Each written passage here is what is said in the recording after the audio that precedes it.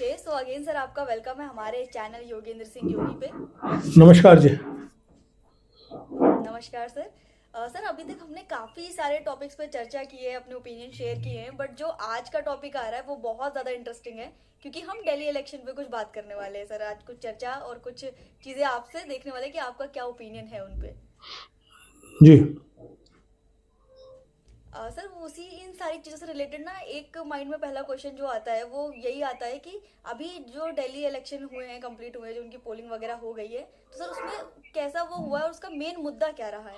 हाँ, कल दिल्ली में पोलिंग हो गई है।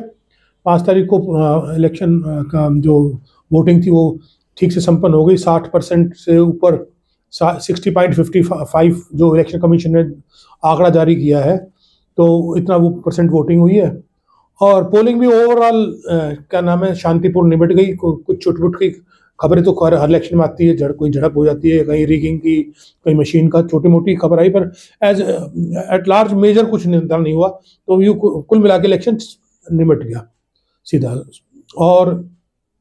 और इलेक्शन असल में ये मेन इलेक्शन जो था वो मुद्दा इसमें फ्री बीज का मुद्दा था, ज्यादा इसमें हावी रहा। जिस चीज को बीजेपी भी पहले कहती थी, कांग्रेस भी केजरीवाल के लिए कहती थी कि ये मुफ्त पानी, मुफ्त बिजली, मुफ्त ये सब रेवड़ियां, मोदी जी तो उसको कहते हैं मुफ्त की रेवड़ियां बांट के इलेक्शन लड़ रहा है। तो सारी पार्टियां उसमें, केजरीवाल ने भी पूरी बहुत सारी घोषणाएं की, और कांग्रेस ने भी खूब की और बीजेपी ने भी की। सारी पार्टियों में होड़ सी लग गई कि हम ये फ्री देंगे, हम ये फ्री देंगे, ये फ्री देंगे। तो ये इलेक्शन मेन मुद्दा फ्री बीज पे ही लड़ा गया। और कोई खास इसमें मुद्दा था नहीं। वैसे मुद्दा इलेक्शन में बेरोजगारी, महंगाई, ये मुद्दा होना चाहिए था, रहा मुद्दा, पर उतना उभर के नहीं आया। और दिल्ली में इलेक्शन जो है वो कास्ट वगैरह के हिसाब से कम, क्लास के हिसाब से ज्यादा लड़ा जाता है। पुअर क्लास है, झुग्गी क्लास है, देहात है, साउथ दिल्ली है, पॉश एरिया है। तो मतलब कि एरिया वाइज, डेमोग्राफी वाइज और इकोनॉमिक क्लास वाइज इस तरह से ज्यादा इसको डिवीजन होता है। और ये शुक्र है कि इस बार इलेक्शन में जो है बीजेपी जो धर्म का मामला करती है, तो एक दो बात उठाने की छोटी मोटी कोशिश करी, पर इस बार इलेक्शन धर्म के नाम पे नहीं लड़ रही। उन धर्म का मुद्दा नहीं उठाया। शायद वो जानबूझ के चाहती थी कि धर्म का मुद्दा ना उठे। वो मुस्लिम को पोलराइज करना नहीं चाहती थी। वो सोचती थी अगर धर्म का मुद्दा उठाएंगे तो मुस्लिम के पोलराइज हो गए, सीधा कहीं आपको ना चला जाए।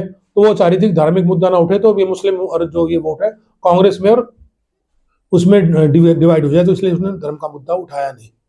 तो ये इलेक्शन का ओवरऑल हम्म। रहा। तो बिल्कुल। सर ये सुन के बहुत अच्छा लगा कि इस बार ऐसी चीज़ें थी और धर्म का मुद्दा नहीं उठाया गया, जो कि बेसिकली हर इलेक्शन में, इवन अगर कहा जाए तो इंडिया की पॉलिटिक्स में वो बहुत ज़्यादा इन्वॉल्व रहता है, बट नहीं था इसमें। बहुत बड़ी बात है ये। सर जैसा कि आपने बताया कि क्या रहे और क्या उसमें मुद्दे रहे, सर तो आपको क्या लगता है कि आने वाले टाइम में जब इसके रिजल्ट्स आने वाले हैं तो आपके क्या प्रिडिक्शन है कि किसके बिहाफ पे रिजल्ट आएंगे, किसके फेवर में रिजल्ट आएंगे।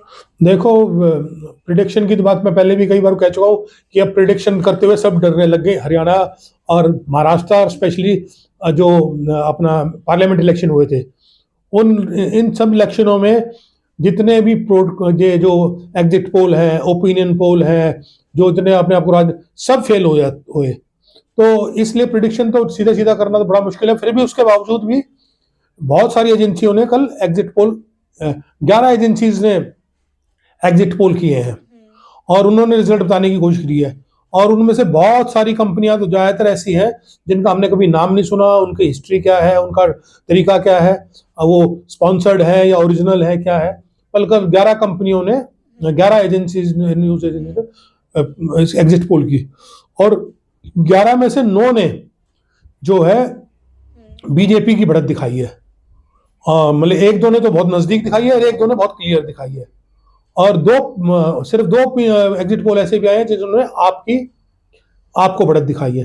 तो अब किसकी ठीक निकलेगी, किसकी नहीं, ये तो पता नहीं। पर आप मेरे से पूछ रहे हो, मैं अपनी प्रिडिक्शन दूं या अपने हिसाब से करूं, तो मेरे हिसाब से तो हम्म। कंटेस्ट मुकाबले का था। जो बीजेपी और आप में ज्यादा कंटेस्ट था, नजदीक कंटेस्ट है। हम्म। और उसमें अगर फेयर इलेक्शन हो जाए, अभी भी मुझे लगता है अगर फेयर इलेक्शन हो, जो कि होता नहीं है, बीजेपी गड़बड़ की मानती नहीं, तो मुझे लगता है थोड़ी बहुत हम्म। आपको ही एज है। और पर अब अंदर जैसे वोटिंग लिस्ट में बड़ी गड़बड़ करी, बीजेपी वालों ने पैसे खुल्लम खुल्ला बांटे, फिर अब वोटिंग परसेंट में मशीनों में क्या करेंगे कुछ पता नहीं। फिर कई बार इलेक्शन जैसे कल 60% वोट दे दिया इलेक्शन कमीशन का, पिछले बार कई दिनों आया कि सब कुछ लाने के बाद फिर 2-3 दिन बाद कहेंगे कल परसों कि 5-6% वोट बढ़ गया, उतना नहीं कहाँ से बढ़ जाता है। तो अब उसकी कैलकुलेशन बहुत मुश्किल है, कोई भी कैलकुलेट नहीं कर सकता अगर कोई गड़बड़ हो।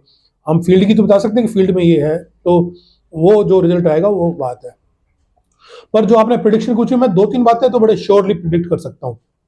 एक तो ये है कि कांग्रेस हर हाल में इंप्रूव करेगी, और क्योंकि उसके पास खोने को कुछ नहीं, उसके पास 4% वोट रह गया था, तो 8-9%, 10%, 11% वोट तक भी जा सकती है, और कुछ बीजेपी इंप्रूव करेगी, और आपका डाउन होना तय है। अब कितना डाउन होएगा ये अब देखने की बात है।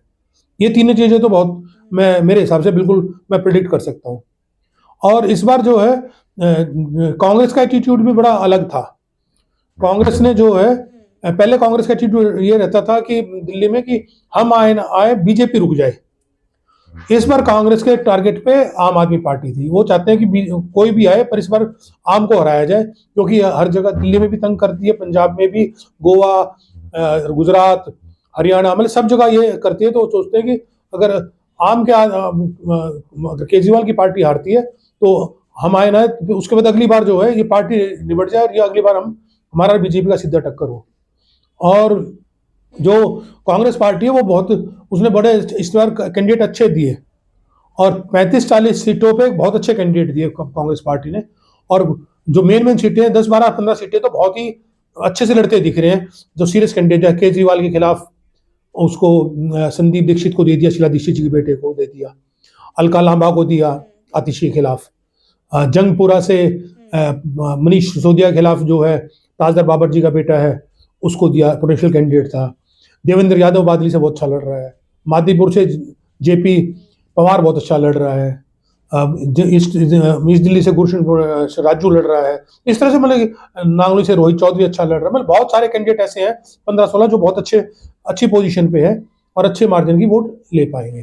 तो मतलब कि पार्टियों ने सबने अपना अच्छा इनपुट दिया, सबने मजबूती से इलेक्शन लड़ा है, इसमें कोई शक नहीं है। तो ये रहेगी बात। बिल्कुल सर, ये तो समझ में आया कि क्या प्रोडिक्शन होने के चांसेस हैं, क्या रिजल्ट आ सकते हैं। बट इससे रिलेटेड एक और चीज़ सर आती है माइंड में कि दिल्ली बहुत इंपॉर्टेंट है और दिल्ली का इलेक्शन भी बहुत ज़्यादा इंपॉर्टेंट रोल प्ले करता है। तो इसका क्या इम्पैक्ट पड़ने वाला है दिल्ली की राजनीति पे और पूरे इंडिया की राजनीति पे? हाँ, ये बड़ा अच्छा क्वेश्चन पूछा। देखो, दिल्ली को जो है एक तरह से मिनी भारत कहा जाता है। इसमें सारी दुनिया के जो हिंदुस्तान के जितने प्रांत है सब जगह के लोग रहते हैं, और सब तरह के अपनी संस्कृति है, सब तरह के धर्म है, सब तरह की जातियां हैं। तो दिल्ली का इम्पैक्ट, और जो दिल्ली से, हालांकि यहाँ सी क्लास असेंबली है, असेंबली बहुत इंपॉर्टेंट नहीं है, एलजी का राज है, पर यहाँ का जो रिजल्ट का उसका इम्पैक्ट पूरे देश में जाता है जो भी रिजल्ट निकलता है। तो इसमें अगर आप जीतती है सपोज, तो इसमें दो ही कंडीशन है, या तो देखो आप जीतेगी या बीजेपी जीतेगी। तो और कांग्रेस जो है थर्ड फोर्स है, वो लेकिन विनिंग फोर्स में पोजीशन में नहीं है अभी, वो सिर्फ अपनी सर्वाइवल की लड़ाई लड़ रही है। वो अपने आप को बेटर रीगेन करना चाह रही है, अपनी जो पुराने वोट परसेंट है वो अपनी बढ़ाना चाहती है, अपने वोट दोबारा लेना चाहती है। तो आम अगर जीतती है तो देखो एक बार फिर दिया जाएगा कि केजरीवाल का फेस मोदी के फेस पे भारी पड़ा, क्योंकि पिछले 2 इलेक्शन में बीजेपी पूरे देश में जीत जाती है मोदी के फेस पे, और दिल्ली में सुपड़ा साफ हो जाता है। पहले इलेक्शन में 67 सीटें थी, हालांकि वैसे तीसरा इलेक्शन था, पर पहला इलेक्शन तो चलो 2013 में बहुत कम सीटें आई थी। तो 2 इलेक्शन मेन आपने अच्छे लड़े, उसमें एक में 67 सीटें, एक में 62 सीटें आई। तो ये लगेगा कि केजरीवाल का सिक्का चल रहा है, केजरीवाल पे लोगों को फेथ है, जो केजरीवाल ने घोषणा की उस पर फेथ है, और बीजेपी का ग्राफ थोड़ा डाउन जाएगा। और अगर वो आप हारती है और बीजेपी आ जाती है तो बीजेपी एक बार फिर, जो बीजेपी एक बार डाउन हो गई थी पार्लियामेंट इलेक्शन में कि बहुमत से पीछे रह गई थी, तो जो उसने हरियाणा में और महाराष्ट्र में मॉरल अप हुआ, तो दिल्ली में फिर उनकी वो कहेंगे कि हमारी बल्ले बल्ले, मोदी जी का फेस चल रहा है, मोदी जी की बात पे लोग विश्वास कर रहे हैं। तो एक तो ये इम्पैक्ट आएगा। और कांग्रेस अपनी तीसरी पोजीशन पे है। कांग्रेस चाहती है कि अपना फेस कर, कांग्रेस के पास खोने को कुछ है नहीं। जितना भी अगर कांग्रेस की कुछ सीटें निकलती हैं तो भी बड़ी बात है, नहीं तो वोट परसेंटेज तो कांग्रेस का बढ़ ही जाएगा। हाँ, इलेक्शन में ये बात पक्का है कि अगर मान लो आप आदमी जो है जीतती है और कम मार्जिन से मान लो उसकी सीट 40 के आसपास आती है, थिन मेजोरिटी रहती है, तो भी एक अस्थिरता बनी रहेगी, क्योंकि बीजेपी का जैसे इतिहास रहा है कि चुनी हुई सरकारों को डिस्टेबलाइज करते हैं, एमएलए को ईडी भेज के, सीबीआई भेज के, प्रलोभन दे के, दबाव दे के, मतलब ये पार्टी को तोड़ना, एमएलए तोड़ने के लिए कुख्यात रही है। तो जैसे उन्होंने महाराष्ट्र में किया, पार्टियां तोड़ी, कर्नाटका में किया चुनी हुई सरकारों को, तो वो एक खतरा बना रहेगा हमेशा। अगर ये आम थिन मेजोरिटी से जीतेगी तो ये खतरा मंडराता रहेगा। और अगर आप किसी तरह से हार गई और आप टूट गई दिल्ली में, तो समझ लो फिर आम आदमी पार्टी की के अस्तित्व में सवाल आ जाएगा। अगर दिल्ली में आम आदमी की पार्टी हार गई या सरकार बनने के बाद टूट गई, तो थोड़े दिनों बाद ही पंजाब टूट जाएगा और फिर इसमें बगावत हो जाएगी, क्योंकि किसी आइडियोलॉजी पे तो ये पार्टी टिकी नहीं हुई है। सब ये छोटे मोटे लालचों से लोग इधर उधर की पार्टी से इकट्ठे होके बने हैं। तो अगर उनको लगा कि केजरीवाल का सिक्का नहीं चल रहा, क्योंकि अच्छा एक और बता दूं मैं कि जो आपके जो पांचों लीडर हैं, बड़े लीडर, उसमें केजरीवाल लगा लो, सिसोदिया लगा लो, आतिशी लगा लो, गोपाल राय लगा लो, सत्येंद्र जैन लगा लो, सबकी सीट फंसी हुई है, कोई भी कंफर्टेबल नहीं है। ये एक और बात है। मतलब अगर आपकी मेजोरिटी होगी, बड़े लीडर हार गए, तो भी एक बड़ा अलग इम्पैक्ट आएगा। तो इसका जिस तरह से रिजल्ट आएगा उसी हिसाब से उसके इम्पैक्ट आएंगे और वो देश की राजनीति में बड़ा बदलाव लाएंगे। तो मेरा तो ये कुल मिला के असेसमेंट है। बाकी 8 तारीख को जो रिजल्ट आएगा उसके बाद फिर हम बात करेंगे कि यहाँ से क्या होता है। बिल्कुल सर, बिल्कुल। तो thank you so much sir. यहाँ तक तो हमें सारी चीज़ें क्लियर हुई कि कैसी चीज़ें हो रही हैं और आगे क्या होने के चांसेस हैं। आई जस्ट होप कि ऑडियंस को भी चीज़ें क्लियर हुई होंगी। ठीक है, नमस्कार। नमस्कार सर, मेरी ऑडियंस से भी यही रिक्वेस्ट है कि अगर आप इस चैनल पे नए हो तो आप चैनल को सब्सक्राइब कर सकते हो, वीडियो अच्छी लगी तो आप लाइक कर सकते हो, एंड आप अपना ओपिनियन कमेंट में डेफिनेटली बता सकते हो। Thank you so much for watching.